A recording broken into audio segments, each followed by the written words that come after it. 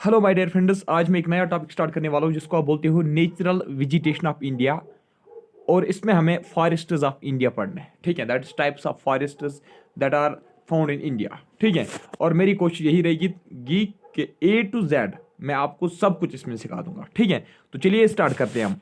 तो types of forest की अगर हम बात करेंगे तो इंडिया में, ठीक है, जो मेन टाइप्स ऑफ फॉरेस्ट है वो 5 किस्म के हैं। ठीक है, there are 5 main types of forest found in India. ठीक है, तो जिसमें से एक हमारा आता है tropical evergreen and semi evergreen forest. ठीक है, tropical evergreen and semi evergreen forest. और दूसरी बात इसमें आता है ट्रॉपिकल डिसिडियस फॉरेस्ट। क्या आता है इसमें? Tropical deciduous forest, tropical thorn forest. Fourth one that is montane forest. ठीक है, ये ऐसे लिखा जाता है MONTANE, मोन्टेनी। ठीक है, मोन्टेनी फॉरेस्ट, या इसको हम ऐसे भी लिखते हैं मोन्टेन फॉरेस्ट। ठीक है, समझ में आया ना? तो नेक्स्ट है फिर हमारा लिटोरल एंड स्वैम्प फॉरेस्ट, जिसको हम मंग्रोव फॉरेस्ट भी बोलते हैं। हालांकि ये थोड़ा सा इसमें एक स्लाइटली इसमें एक डिफरेंस होती है। ठीक है, एक थोड़ी सी इसमें एक स्मॉल डिफरेंस होती है। लिटोरल और स्वैम्प जो है और मंग्रोव फॉरेस्ट जो है, इनमें थोड़ी सी एक डिफरेंस होती है। लेकिन बहुत सारे जियोग्राफर्स जिनका मानना यह है कि लिटोरल एंड स्वैम्प जो है इनको हम मंग्रोव फॉरेस्ट के साथ कंबाइन कर सकते हैं। ठीक है, तो चलिए सबसे पहले मैं स्टार्ट करता हूं यहाँ पे ट्रॉपिकल एवरग्रीन फॉरेस्ट से। ट्रॉपिकल एवरग्रीन फॉरेस्ट जो है इसको हम बोलते हैं ट्रॉपिकल वेट एवरग्रीन भी। क्या इसको हम बोलते हैं? ट्रॉपिकल वेट एवरग्रीन फॉरेस्ट भी इसको हम बोलते हैं। या ट्रॉपिकल एवरग्रीन फॉरेस्ट जो है ना, इसको हम ट्रॉपिकल रेन फॉरेस्ट भी बोलते हैं। ठीक है, पॉइंट हो गया क्लियर? अब मैं आपको पहले ही बता के रखूंगा कि इसमें आपको मेन इंपॉर्टेंट आपको क्या क्या याद रखना है। इसमें आपको बस ये याद रखना है कि ये जो फॉरेस्ट्स हैं ये किस किस स्टेट या किस किस यूनियन टेरिटरी में पाए जाते हैं। ठीक है, फॉरेस्ट मैंने आपको बोला ट्रॉपिकल एवरग्रीन, आपको याद रखना है कि ये किस किस स्टेट में होगा, ये किस किस मतलब यूनियन टेरिटरी में पाया जाता है। ठीक है, और दूसरी बात आपको याद रखना है कंडीशंस, यानी कि ये ट्रॉपिकल ये जो फॉरेस्ट है ये कहाँ पे पाया जाएगा, जहाँ पे रेनफॉल कम होगी, ज्यादा होगी, ह्यूमिडिटी कैसी होनी चाहिए, ये चीजें आपको याद रखनी है, कंडीशंस आपको याद रखनी है। एंड थर्ड वन जो आपको याद रखना है, इसमें आपको याद रखना है स्पेशीज जो इस फॉरेस्ट में होगी, वो स्पेशीज आपको याद रखने हैं। बस ये तीन जो है ना, ये तीन मेन इंपॉर्टेंट इसमें से आपको क्वेश्चन पूछा जा सकता है। ठीक है, इन्हीं 3 पॉइंट्स में से आपको कोई भी पॉइंट पूछा जा सकता है। तो चलिए सबसे पहला पॉइंट मैंने आपको बोला tropical evergreen forest also known as tropical wet evergreen forest, या इसको हम ट्रॉपिकल रेन फॉरेस्ट भी बोलते हैं। ठीक है, अब हम देखेंगे कि ये कहां कहां पे होता है ट्रॉपिकल एवरग्रीन फॉरेस्ट। देखिए सबसे पहले आप देख सकते हैं अंडमान एंड निकोबार में होता है। कहां पे होता है? अंडमान एंड निकोबार में। वेस्टर्न स्लोप जो वेस्टर्न घाट्स के हैं, यानी कि वेस्टर्न घाट्स में, सिंपल याद रखना, वेस्टर्न घाट्स में पाया जाता है। अंडमान निकोबार में ये फॉरेस्ट्स हैं। और जो नॉर्थ ईस्टर्न रीजन है, फॉर एग्जांपल आसाम है, अरुणाचल प्रदेश है, मेघालय है, मिजोरम है, तो वहां पे ये ट्रॉपिकल एवरग्रीन फॉरेस्ट्स पाए जाते हैं। ग्रेटर आसाम रीजन, यानी कि आसाम के ज्यादातर पोर्शन में ट्रॉपिकल एवरग्रीन फॉरेस्ट्स ही हमें दिखने को मिलते हैं। ठीक है, तो याद रखा ना, Andaman and Nicobar, western Ghats, north eastern states, वो तो आपको पता है उसमें कौन कौन से आते हैं। ठीक है, और आसाम के बड़े वाले पोर्शन में। ठीक है, तो small remnants of evergreen forests are found in Orissa. ठीक है, उड़ीसा में वैसे एवरग्रीन फॉरेस्ट्स नहीं पाए जाते हैं, लेकिन थोड़ा सा, ठीक है, यानी कि उड़ीसा का थोड़ा सा ऐसा लैंड है जहां पे हमें क्या देखने को मिलता है? एवरग्रीन फॉरेस्ट्स देखने को मिलते हैं, लेकिन बहुत कम है।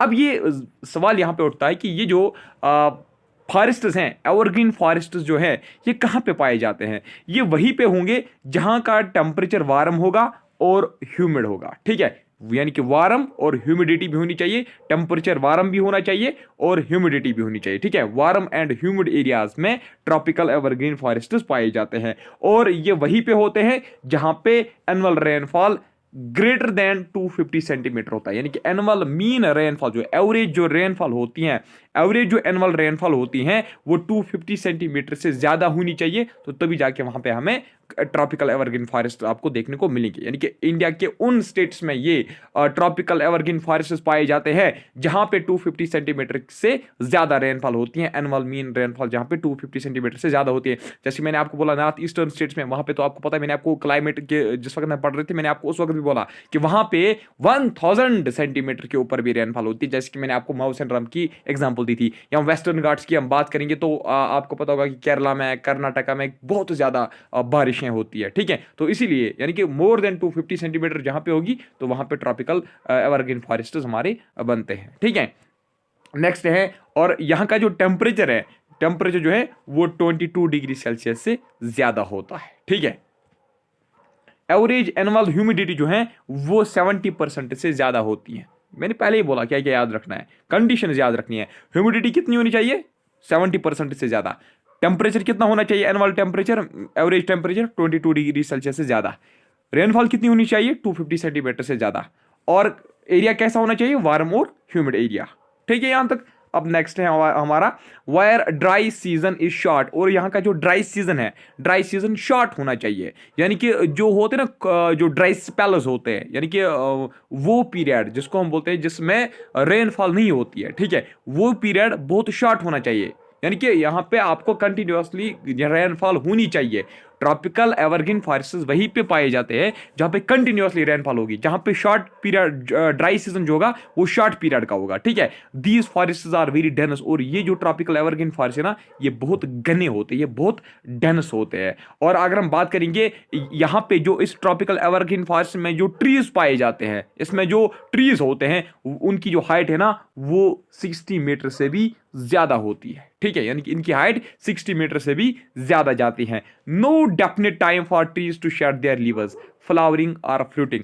यहाँ के जो यानी कि ट्रॉपिकल एवरग्रीन फॉरेस्ट्स में जो ट्रीज पाए जाते हैं उनका हमें कोई भी पता नहीं होता है कि इनके लीव्स शेड ऑफ कब हो जाएंगे, ठीक है। ये जो ट्रीज हैं इनके पत्ते जो हैं वो नीचे कब गिरेंगे, ठीक है। जैसे कि आप यहाँ पे देखते हो जम्मू एंड कश्मीर में क्या होता है, जैसे विंटर सीजन आता है, ऑटम सीजन में क्या होता है, प्लांट जो है वो अपने लीव्स शेड कर देते हैं, ठीक है। प्लांट जो है वो अपने लीव्स मतलब क्या मतलब बात तो हमें ट्री से हमें ये देखने को मिलता है कि जो उसके पत्ते होते हैं वो गिरने स्टार्ट हो जाते हैं।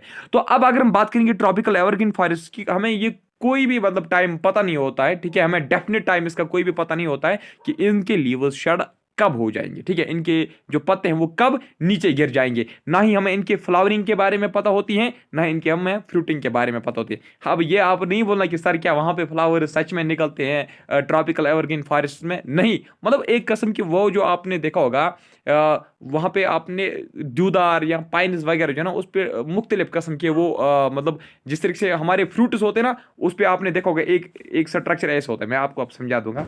ऐसे ऐसे एक स्ट्रक्चर करके होता है इस पे, दूसरा ऐसे होता है वो बाल शेपड, ठीक है। तो ये इनकी फ्रूटिंग होती है, इनकी फ्लावरिंग होती है। तो वही मैं आपको बता रहा हूँ कि ट्रॉपिकल एवरग्रीन फॉरेस्ट का हमें कोई भी पता नहीं होता कि इनके पत्ते कब गिर जाएंगे, ना ही इनकी फ्रूटिंग ना ही इनकी फ्लावरिंग के बारे में हमें कोई पता होता है। अब आप ये बताओगे सर क्या tropical evergreen forests leaves shed करते हैं या नहीं करते हैं? देखिए मैक्सिमम जो ट्रीज ट्रॉपिकल एवरग्रीन फॉरेस्ट में होते हैं वो ट्रीज वो लीव्स शेड कर देते हैं, लेकिन बहुत बहुत कम टाइम पीरियड के लिए, ठीक है। बहुत कम टाइम पीरियड के लिए वो अपने लीव्स शेड कर देते हैं, और फिर आप देखोगे जैसे लीव्स शेड होंगे थोड़ी देर बाद, ठीक है, कुछ दिनों के बाद, कुछ हफ्तों के बाद, कुछ वीक्स के बाद वहां पे नए पत्ते स्टार्ट हो जाते हैं, ठीक है। तो कुछ ही मतलब रेयर कुछ ऐसे केसेस हमें देखने को मिलते हैं जहां पे हमें लीव्स जो है ना वो ट्रॉपिकल एवरग्रीन में वो ट्रीज देखने को मिलते हैं जो लीव्स शेड नहीं करते हैं, ठीक है। और दूसरी बात भी है, और ये जो ट्रॉपिकल एवरग्रीन फॉरेस्ट में जो ट्रीज पाए जाते हैं ना वो अपने लीव्स मतलब पूरा का पूरा 100% लीव्स वो शेड नहीं करते हैं, ठीक है। ये भी एक पॉइंट है, इंपॉर्टेंट है। ये मैं आपको कंसेप्ट क्लियर कर रहा हूं। आपने सुना होगा ना एवरग्रीन, एवरग्रीन का मतलब क्या है, कि क्या इसका मतलब ये है कि साल भर इस ट्री के ऊपर, साल भर इस फॉरेस्ट में जो ट्रीज होंगे उनके ऊपर हमें पत्ते देखने को मिलेंगे? नहीं है, ऐसी बात नहीं है। बिल्कुल हाँ, पत्ते देखने को मिलेंगे, लेकिन अब आपका ये क्वेश्चन नहीं होना चाहिए कि सर क्या ये लीव्स फॉल करते हैं, ये लीव्स शेड करते हैं या नहीं करते हैं। उसका जवाब मैं आपको दे रहा हूं। मैं आपको बता रहा हूं ये जो ट्रीज अपने लीव्स शेड कर रहे हैं ना ये 100% लीव्स अपना शेड नहीं कर देते हैं। और दूसरी बात, ये जो लीव्स शेड करेंगे ये बहुत शॉर्ट पीरियड के लिए ये अपना लीव्स शेड कर देते हैं। बस ये है, ठीक है। अभी भी कोई कंफ्यूजन है तो feel free to ask me, ठीक है। 7051578223 मेरा व्हाट्सएप नंबर है, ठीक है। आप मुझे व्हाट्सएप कर सकते हो, कोई भी आपको परेशानी हो, कोई भी प्रॉब्लम हो आप समझने में, या कोई भी चीज़ आपको चाहिए स्टडी मटेरियल, आप मुझे इस पे व्हाट्सएप कर सकते हो, ठीक है। तो नेक्स्ट है tropical evergreen forests are well stratified with layers. हाँ, ये मैं आपको ऐसे बता दूंगा। ट्रॉपिकल एवरग्रीन फॉरेस्ट में आपको मतलब डिफरेंट वेराइटी ऑफ ट्रीज देखने को मिलेंगे, ठीक है। डिफरेंट वैरायटी ऑफ ट्रीज देखने को मिलेंगे, और ये जो है ना ये वेल स्ट्रेटिफाइड होते हैं। मतलब पहले आपको यहाँ पे ग्रास दिखने को मिलेगा, ग्रास के ऊपर फिर जो ऐसे ट्रीज देखने को मिलेंगे जिनकी हाइट ग्रास से ज़्यादा होगी, फिर नेक्स्ट लेवल जो आप देखोगे वहां पे कुछ ऐसे ट्रीज होंगे जो इससे बड़े होंगे, फिर नेक्स्ट लेवल ऐसी देखने को मिलेगी जो इससे भी बड़े होंगे, नेक्स्ट लेवल ऐसी देखने को मिलेगी जिसकी लेवल इससे भी बड़े होगी, ठीक है, जिसकी हाइट इससे भी बड़ी होगी। तो इसीलिए यहाँ पे क्या बनता है, एक लेयर, ठीक है, एक लेयर बनता है, ठीक है, पहले छोटा, फिर उससे बड़ा, फिर उससे बड़ा, फिर उससे बड़ा, इसलिए हम बोलते हैं कि दे आर वेल स्ट्रेटिफाइड। समझ में आया।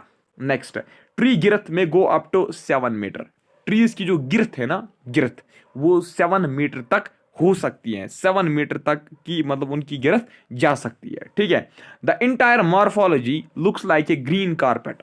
और अगर हम ऊपर से देखेंगे ना, अगर आप हेलीकॉप्टर में चढ़ोगे फिर आप मतलब ट्रॉपिकल एवरग्रीन फॉरेस्ट नीचे होंगे, ऊपर से आप हेलीकॉप्टर में विजिट करोगे, ठीक है, तो आपको क्या दिखेगा, एक ग्रीन कारपेट, ठीक है, एक ग्रीन कारपेट आपको दिखेगा, ठीक है। यानी कि ये जो है ना, इसका जो मॉर्फोलॉजी है ना, इसका जो स्ट्रक्चर है ना, वो ग्रीन कारपेट जैसा दिखता है जब हम ऊपर इसको स्पेस से देखते हैं, ठीक है। The sunlight can not reach the ground. हाँ, अब सनलाइट ग्राउंड पे क्यों नहीं पूछेगी, ठीक है। ये फॉरेस्ट हैं यहाँ पे, ये ट्रॉपिकल एवरग्रीन फॉरेस्ट हैं। अब आप, मैंने आपको बताया कि यहाँ पे जो मतलब यहाँ का जो सनलाइट है ना, सनलाइट इस यहाँ के ग्राउंड पे नहीं पड़ेगी। ग्राउंड पे क्यों नहीं पड़ेगी, मैंने आपको पहले ही बोला, ये बहुत डेंस होते हैं। डेंस होने की वजह से, ठीक है, डेंस होने की वजह से यहाँ पे शेड रहेगी, ठीक है, ग्राउंड पे हमेशा क्या रहेगी, शेड रहेगी, इसीलिए ये सनलाइट जो है ना, ये डायरेक्टली ग्राउंड पे नहीं पड़ती है, ठीक है। The Forester's appear green all the year round. ये जो फॉरेस्टर्स है ना, ये आपको साल भर ग्रीन दिखेंगे। साल भर ग्रीन क्यों दिखेंगे, पहले मैंने आपको बोला, क्योंकि ये अपना पत्ते जो है ना, वो 100% शेड नहीं कर देते हैं, ठीक है। टिम्बर, यहाँ पे ट्रॉपिकल एवरग्रीन फॉरेस्ट से जो टिम्बर निकलती है ना, वो बहुत हार्ड होती हैं और वो ड्यूरेबल होती है। ड्यूरेबल का मतलब होता है कि वो, उसकी लाइफ स्पेन बहुत ज्यादा होती है, ठीक है, यानी कि वो जल्दी इरोड नहीं हो जाती हैं, वो जल्दी डिस्ट्रॉय नहीं हो जाती है, ठीक है, वो जल्दी मतलब क्या होता है, जैसे हम देखते हैं ना, फिर उसकी क्या हो जाती है, मतलब वो खराब हो जाती है ना। कोई भी लकड़ी जो है ना, मतलब आपने देखा होगा उसकी लाइफ उतनी ज़्यादा नहीं होती है, लेकिन ये जो टिम्बर है ना, टिम्बर की लाइफ बहुत ज़्यादा होती है, ये हार्ड होती है और ड्यूरेबल होती है। इंपॉर्टेंट स्पीशीज जो यहाँ पे पाई जाती है, जो इंपॉर्टेंट टर्मिनस है ना, उनको मैंने ये इनसर्कल करके रखी है, ये और ये वाली, ठीक है। अब मैं आपको बताऊंगा, सबसे पहले मैं इंपॉर्टेंट ये बताऊंगा। इंपॉर्टेंट स्पीशीज यहाँ पे कौन कौन सी है, रोजवुड, महागोनी, बंबू, ठीक है, और इबोनी, सिंकोना, रबर। ये कुछ ऐसी स्पीशीज हैं जो ट्रॉपिकल एवरग्रीन फॉरेस्ट में पाई जाती हैं। इसके अलावा, ठीक है, एनी, व्हाइट सीडर, टून, अगर, मसवा, जमुन, किन्नू, टीक, लॉरेल, मालाबार, ये जो है यहाँ पे कुछ ऐसे स्पीशीज है जो ट्रॉपिकल एवरग्रीन फॉरेस्ट में पाई जाती है, ठीक है। It has vegetation of all kinds, यानी कि यहाँ पे आपको ट्रीज, हर्बस, शर्बस, क्रीपर्स, तमाम किस्म के जितने भी ट्रीज है ना, तमाम किस्म के जितने भी प्लांट्स है ना, स्पेशीज, वो आपको ट्रॉपिकल एवरग्रीन फॉरेस्ट में देखने को मिलेंगे, ठीक है। कॉमन एनिमल्स यहाँ पे कौन कौन सा होता है, चलिए देखते हैं। सबसे पहले आप एलिफेंट का नाम याद रख लीजिए, ट्रॉपिकल एवरग्रीन फॉरेस्ट में एलिफेंट पाया जाता है, मोकीज होती है, ठीक है, लिमुर होता है और डियर भी यहाँ पे पाई जाती है, ठीक। One horned rhinoceros are found in forest of Assam. Assam के फॉरेस्ट्स में, आसाम में जो ट्रॉपिकल एवरग्रीन फॉरेस्ट पाए जाते हैं, वहां पे वन हार्नड राइनोसोर भी होता है, ठीक है। और वेस्ट बंगाल में भी ये वन हार्नड राइनोसोर होता है, लेकिन ज्यादातर ये आसाम में ही होते हैं, ठीक। Besides these animals plenty of scorpions, bat, sloths, birds found in this forests. ये मैंने आपको पहले बोला कि प्लांट स्पेशीज कौन कौन सी होती है, उसके बाद मैंने आपको बोला animal species. In animal species के अलावा यहाँ पे आपको बहुत सारे बैटर्स, बर्ड्स, स्लॉथ्स, स्कॉर्पियंस, मतलब स्पाइडर्स वगैरह सब कुछ आपको यहाँ पे देखने को मिलेंगे ट्रॉपिकल एवरग्रीन फॉरेस्ट्स में। सेमी एवरग्रीन इसके बाद है। अब सेमी एवरग्रीन का मतलब ये आप थोड़ा सा आप मतलब इस पे ध्यान दीजिए, आप इस पे थोड़ा सा मतलब सोच लीजिए, सेमी एवरग्रीन का मतलब क्या होगा। सेमी एवरग्रीन जैसे मैं अंदाजा लगा सकता हूं, मैंने पढ़ा भी है, ऐसी बात नहीं है, ठीक है। तो जैसे कि मैं अंदाजा लगा सकता हूं, मैं आपको पहले से क्या क्या मतलब ये बता सकता हूं कि ये जो सेमी एवरग्रीन का मतलब ही है कि ये साल भर एवरग्रीन नहीं होंगे, सेमी एवरग्रीन, ठीक है, हाफ एवरग्रीन। लेकिन अब हम देखेंगे एक्चुअल में है क्या, वो चीज भी हम देखेंगे। चलिए, semi evergreen forests borders the areas of tropical wet evergreen forests. जहां पे ट्रॉपिकल वेट एवरग्रीन फॉरेस्ट, मान लीजिए यहां पे ट्रॉपिकल वेट एवरग्रीन फॉरेस्ट है इस एरिया में, ठीक है, तो ट्रॉपिकल वेट एवरग्रीन फॉरेस्ट के नजदीक, यानी कि दे बॉर्डर देम मतलब यानी कि इसके नजदीक ही आपको सेमी एवरग्रीन फॉरेस्ट्स भी देखने को मिलेंगे। यानी कि जहां पे ट्रॉपिकल एवरग्रीन फॉरेस्ट हैं उसके नजदीकी इलाकों में, इसके नजदीकी रीजन में आपको ट्रॉपिकल सेमी एवरग्रीन फॉरेस्ट भी देखने को मिलेंगे। तो चलिए अब हम देखते हैं semi evergreen forests have a mixture of evergreen and moist deciduous forest. Moist deciduous forest क्या होता है मैं आपको नीचे भी समझा दूंगा, ठीक है। सेमी एवरग्रीन फॉरेस्ट्स जो है ना इसमें मिक्सचर होता है। पहले ये इंपॉर्टेंट पॉइंट आप नोट कीजिए, सेमी एवरग्रीन फॉरेस्ट्स में दो किस्म के फॉरेस्ट्स होते हैं, ठीक है। एक इसमें होता है एवरग्रीन और दूसरा इसमें होता है मॉइस्ट डिसिडियस फॉरेस्ट, ठीक है। सेमी एवरग्रीन में एवरग्रीन ट्रीज भी होते हैं, सेमी एवरग्रीन में एवरग्रीन ट्रीज भी पाए जाते हैं और मॉइस्ट डिसिडियस फॉरेस्ट भी होते हैं, ठीक। Semi evergreen forests are found in areas where there is less rainfall, ठीक है। तो सेमी एवरग्रीन फॉरेस्ट्स कहां पे पाए जाएंगे, जहां पे रेनफॉल लेस होगी। कितनी लेस, 0 क्या 1-2 सेंटीमीटर क्या, नहीं।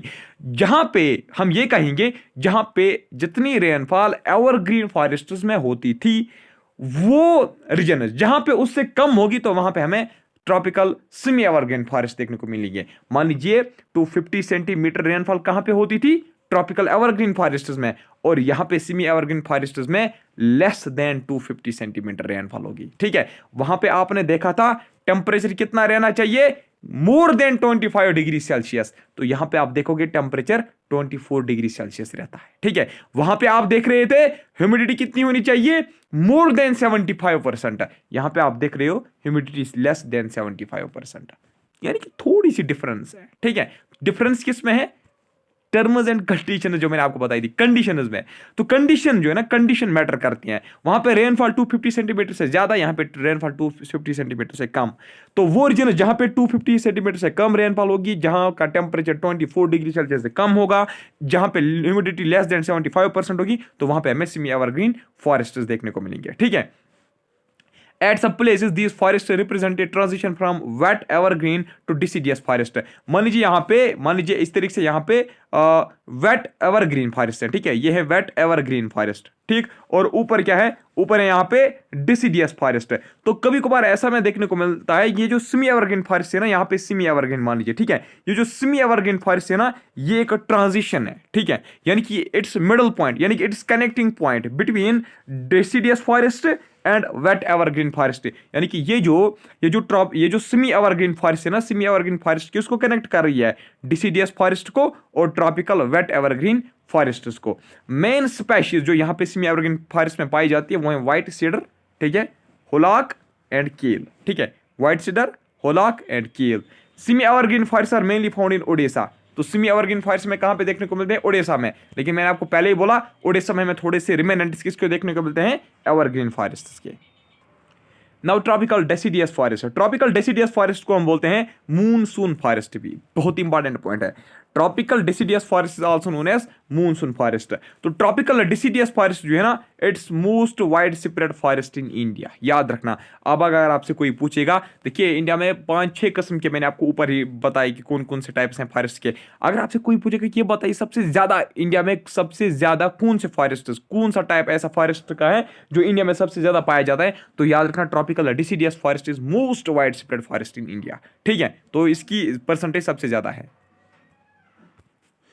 तो चलिए मैं आपको क्या बता रहा था कि it's most wide spread forest in India. Next, it's found in areas where there is 70 to 200 centimetre rainfall. तो ट्रॉपिकल डेसिडियस फॉरेस्ट कहाँ पे होता है, जहां पे 70 to 200 सेंटीमीटर की रेनफॉल होती है एनुअली, ठीक है। और यहाँ का जो टेम्परेचर है वो 27 डिग्री सेल्सियस होता है, ठीक।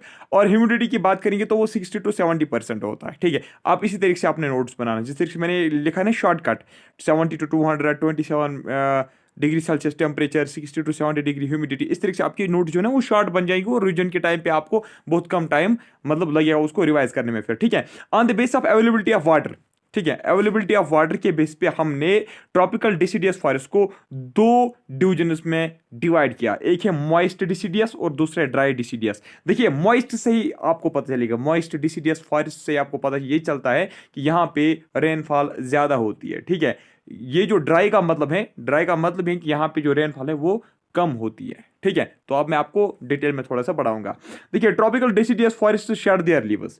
जो भी ट्रॉपिकल जितने भी मतलब ट्रीज आते हैं ना ट्रॉपिकल डेसिडियस फॉरेस्ट में, वो अपने लीव्स शेड कर देते हैं, ठीक है, वो अपना लीव शेड कर देते हैं। तो कितने टाइम पीरियड के लिए वो अपना लीव शेड कर देते हैं? 6 to 8 वीक्स के लिए, यानी कि 6 से लेकर 8 वीक्स, यानी कि हम कहेंगे 1 मंथ से लेकर 2 मंथ तक। ठीक है, ये अपना लीव जो है ना वो शेड कर देते हैं। कब? ड्राई समर जब होता है। ठीक है, यानी कि जब ड्राई स्पेल्स होते हैं, जब ड्राई समर होता है। ठीक, moist deciduous forests are found. अब है, मैंने आपको बोला कि 2 टाइप्स हैं इसकी।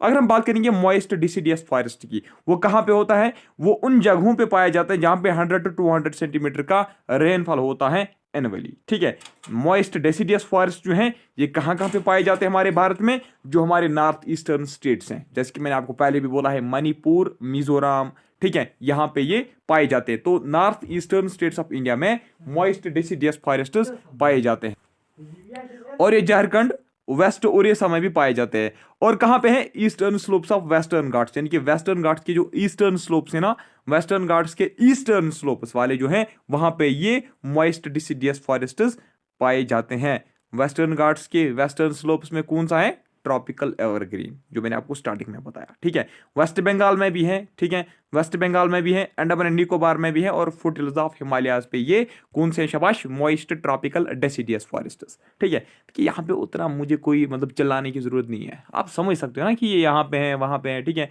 जगहों का नाम है, इजीली आपको याद रह जाएगा। ठीक है, इजीली कोई इजी मतलब मैं आपको बता रहा हूँ कि इजीली याद रह जाएगा, ये मतलब मुझे आदत है कि मैं हर चीज़ को आपको बता रहा हूँ कि इजीली याद हो जाएगा। इजीली कोई भी चीज़ नहीं हो सकती है। ठीक है, पहले आपको हार्ड वर्क करनी है, आपको अच्छी तरीके से मेहनत करनी है, 2-3 बार इसको पढ़ोगे तभी जाके याद हो जाएगा। ठीक है, वरना फिर जब ऑप्शन डालते हैं ना, JKSB, JKP, SSC, IBPS वाले, तो वहाँ पे फिर आप कंफ्यूज हो जाते हो। अब हम अगर बात करेंगे जो ट्रॉपिकल मॉइस्ट डिसिडियस फॉरेस्ट है, या सिंपली अगर हम बोलेंगे कि ट्रॉपिकल डिसिडियस फॉरेस्ट जो है वहाँ का जो डोमिनेंट स्पीशीज है, यानी कि वहाँ पे सबसे ज़्यादा कौन सी स्पीशीज पाई जाती हैं? टीक। ठीक है, टीक, टीक जो है ना ये एक प्लांट की स्पीशीज है, ये मोस्ट डोमिनेंट, ये मोस्ट एबंडेंट स्पीशीज कहाँ पे है? ट्रॉपिकल डिसिडियस फॉरेस्ट्स में। ठीक है, ट्रॉपिकल डिसिडियस मॉइस्ट फॉरेस्ट्स में। ठीक है, अदर स्पीशीज जो यहाँ पे पाई जाती हैं वो कौन कौन सी हैं? शाबाश, वो हैं बम्बूज। ठीक है, बम्बू, बम्बू के जो ट्री है ना, ठीक, साल, शीशम, सैंडलवुड, बहुत ही इंपॉर्टेंट है ये स्पीशीज हैं, ये आपको जरूर याद रखनी है। इसके अलावा आप इसमें और ऐड करोगे मलबरी और आंवला। ठीक है, अर्जुन, कुसुम, खेर अगर याद नहीं रखोगे तो ये चलेगा। Moist deciduous forests are also found in eastern Madhya Pradesh. Eastern Madhya Pradesh जो है, यानी कि सेंट्रल इंडिया की ओर अगर हम जाएंगे तो वहां पे हमें मध्य प्रदेश में भी ट्रॉपिकल डेसिडियस फॉरेस्ट्स देखने को मिलते हैं, और छोटा नागपुर प्लेट्यू में भी हमें ये देखने को मिलते हैं, यानी कि झारखंड में। ठीक, इन शिवालिक रेंज, अगर हम शिवालिक की बात करेंगे, मैंने आपको पहले बोला कि ये फुटहिल्स, फुटहिल्स हम किसको बोलते हैं? Foothills of Himalayas, Shivalik range को, है ना। तो फुटहिल्स ऑफ हिमालयाज यानी कि शिवालिक रेंज में भी ट्रॉपिकल डेसिडियस फॉरेस्ट्स होते हैं।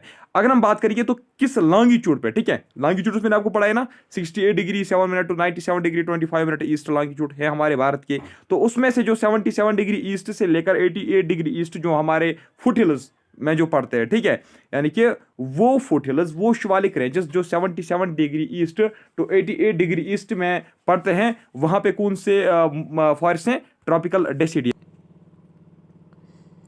Dry deciduous forests are found in areas having rainfall between 70 to 100 centimetre.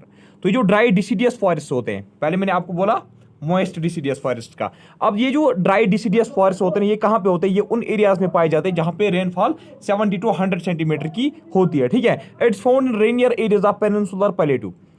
Peninsular प्लेटू में जहाँ पे सबसे ज़्यादा रेनफॉल होती है, जहाँ रीजन्स में सबसे ज़्यादा रेनफॉल होती है, यानी कि एवरेज जो रेनफॉल जहाँ पे ठीक ठाक होती है, तो वहाँ पे भी ये पाए जाते हैं। For example planes of Uttar Pradesh और बिहार में भी ये फॉरेस्ट्स पाए जाते हैं, ड्राई डिसिडियस फॉरेस्ट। ठीक है, तो in the higher rainfall regions of peninsular plateau and north Indian plain these forests have a parkland landscape with open stretches in which teak, sal, peepal, neem grow. तो याद रखना है आपको, ये जो ट्रॉपिकल डिसिडियस फॉरेस्ट हैं, ठीक है, ये जो ट्रॉपिकल डिसिडियस फॉरेस्ट हैं, जब हम देखते हैं, जब हम नॉर्दर्न प्लेन जो है ना, जहाँ पे सबसे ज़्यादा, जहाँ पे रेनफॉल जो है मतलब अच्छी खासी होती है, ठीक है, जहाँ पे सफिशिएंट, जहाँ पे एडिक्वेट रेनफॉल होती है नॉर्दर्न प्लेन्स में या पेनिनसुलर प्लेटू में, तो वहाँ पे हमें पार्क लैंडस्केप देखने को मिलती है, यानी कि पार्क्स जैसी स्ट्रक्चर्स, पार्क्स जैसी टोपोग्राफी हमें वहाँ पे देखने को मिलती है। ठीक है, पार्क्स जैसे फिजिकल डिवीजन्स हमें देखने को मिलते हैं, जिनमें टीक, साल, पीपल, नीम के प्लांट्स हमें देखने को मिलते हैं। तो आपको याद रखना है, मतलब यहाँ पे ये जरूरी नहीं है कि रेनफॉल ज़्यादा होती है, पार्कलैंड लैंडस्केप है, बाकी से नहीं। ये याद रखना है आपको, टीक, साल, पीपल, नीम किन फॉरेस्ट में ग्रो करते हैं? ट्रॉपिकल डिसीडियस फॉरेस्ट्स में। As dry season begins here tree shed their leaves. जैसे ही ड्राई सीजन आता है, यानी कि बारिश कम होती है, तो यहाँ पे ट्रीज जो है वो अपने लीव्स, वो अपने पत्ते गिराना शुरू कर देते हैं, ठीक है। And the forest appear like a vast grassland with naked trees. तो ऐसा लगता है कि यहाँ पे एक बहुत बड़ा ग्रासलैंड है। जब ड्राई सीजन आता है तो ये प्लांट जो है, देखिए मैंने आपको पहले बोला कि यहाँ पे ग्रासलैंड होता है, ग्रासलैंड के ऊपर ट्रीज होते हैं। जैसे ड्राई सीजन होता है, ड्राई सीजन जैसे ही आता है तो क्या होता है, ये जो ट्रीज ने अपने पत्ते गिराना छोड़ देते हैं। अब ये जो ये जो मैंने आपको बोला ग्रासलैंड जो था, ये जो पार्कलैंड थी, अब ये क्या दिखता है, ये ग्रासलैंड है जो है, इस पे अब नेकेड ट्रीज अपीयर होते हैं, ठीक है। यानी कि वो अपना पत्ते जब गिरा देते हैं तो जाहिर सी बात है वो क्या दिखेंगे, नेकेड दिखेंगे, ठीक है। तो अब ड्राई सीजन में क्या होता है, ये एक वास्ट ग्रासलैंड दिखता है with naked trees. Other common tree जो यहाँ पे पाए जाते हैं, तेंदू, पलास, अमलतास, बेल, खेर, एक्सलवुड, ठीक है। अदर एनिमल स्पेशीज जो ट्रॉपिकल फॉरेस्ट में पाए जाते हैं, ठीक है, ट्रॉपिकल डिसीडियस फॉरेस्ट में, वो कौन कौन सा है? Lion, tiger, pig, deer, elephant, lizard और snakes. Tortoise is also found in this forest. तो टॉर्टाइज भी हमें कहां पे देखने को मिलता है? ट्रॉपिकल डेसिडियस फॉरेस्ट में। आज हम इतना ही पढ़ेंगे, थोड़ा सा मुझे काम है, ठीक है भाई, ठीक है, थैंक यू वेरी मच।